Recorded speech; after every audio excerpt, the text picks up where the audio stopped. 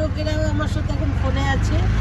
এখন আমি গেস করো তোমরা কোথায় যেতে পারি সাত সকালে? এই তো কেউ পারবে না। এখন আমি ধুরন্ধর দেখতে যাচ্ছি, ধুরন্ধর 2। আজকে আমার চাকরির থেকে ছুটি, আজকে আমি ছুটি নিয়েছি।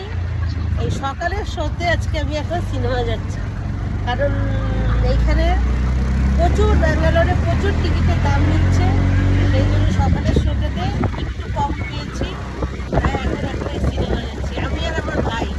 আমাদের বাড়ি আধা লোক দেখা হয়ে গেছে,